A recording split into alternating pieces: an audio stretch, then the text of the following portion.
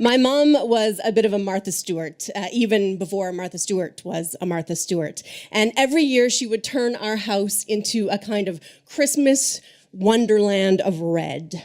All of our decorations had to be red, from the candles to the centerpiece to the homemade stockings that hung over the fireplace. Everything. She made all of my Christmas outfits, including my beautiful red velvet dress with a big bow in the back that I loved, and she even dyed a pair of my ballet slippers to match. But my favorite part of our house at Christmas time was our tree.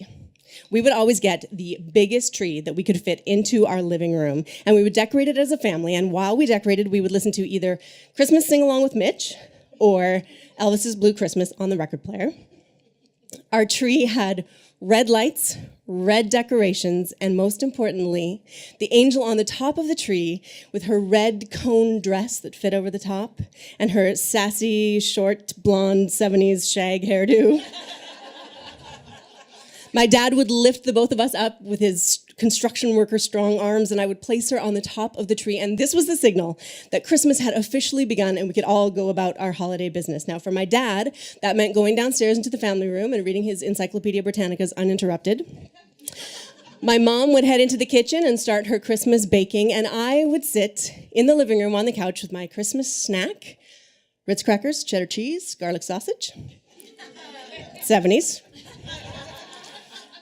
Listen to records and do absolutely nothing except look at our beautiful tree. Remember in the 70s when sometimes people would just do nothing for a while? Well, that's what I would do every single Christmas, except one year, the year that Papa came to stay with us. Now, Papa was my dad's grandfather, so he was pretty old. And I did not like him. Well, because he was one of those, one of those children should be seen and not heard kind of old people. And because he smelled like sour cream. He did! So the year that Papa came to stay, I was sitting on the couch with my snack, looking up at my beautiful angel when I heard the bathroom door open and Papa start his long walk down the hallway to the living room. Walk is not really the right word because the man's feet did not lift off the ground. He just sort of down the hallway, sort of old man cross-country skiing. Until finally he made it all the way to the living room. Then he uncurled himself over his cane and looked up, up, up, and fell headfirst into the Christmas tree. I was not expecting that. And I had no idea what to do. I ran screaming to the top of the stairs, "Daddy, Daddy, Papa's in the Christmas tree!" My mom flew open the pocket door in the kitchen, and her dog flew out while my dad flew up the stairs, and we all flew back into the living room where, there was Papa with his feet sticking out of the Christmas tree. My dad used his, construction worker strong arms once again to pull him out and stabilize him. And he was standing there sort of shaking and with a little trickle of blood running down his head. "What happened?" my dad said. Papa started to sputter. The dog pushed me." My mom was having none of it. "The dog was in the kitchen with me." Papa started to frantically look around the room until his watery eyes landed on me. "Not that dog," he said. "That one." I ran immediately to my room and threw myself on the bed in a pile of angry and embarrassed tears. I couldn't understand why my dad had brought this horrible, stinky, mean old man to ruin our Christmas. I hated Papa. I hated him. I hated him. I hated him. My dad came into my room a little while later where I was still crying and said, "Morgan, why did you push Papa into the Christmas tree?" "Daddy, I did not push Papa into the Christmas tree. I swear I didn't." My dad burst out laughing and assured me that he and my mom knew that I hadn't actually done it, but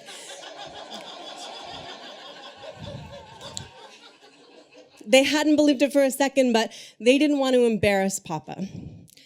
I was relieved and also felt betrayed that they had taken his side over their own daughter. Shortly after Christmas, my dad took me with him to visit Papa in the hospital. I didn't want to go. I mean, the man had called me a dog and accused me of shoving him into the Christmas tree, but my dad didn't give me a choice.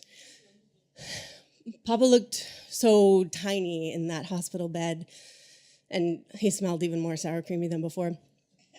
So I sat in a chair as far away from his bed as I could while my dad sat at his bedside. At one point, Papa started to cry. And my dad took Papa's spindly, veiny old hand inside his big, strong one, while Papa kept repeating, "I'm afraid. I'm afraid." "I know," was all my dad kept saying. "I know."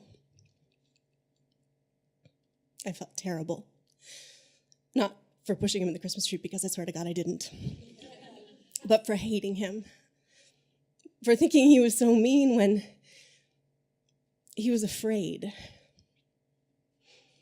That was our last visit with Papa. He died soon after, but he lived on in our family traditions, where every year we shove somebody in the Christmas tree. I'm just kidding, we're done.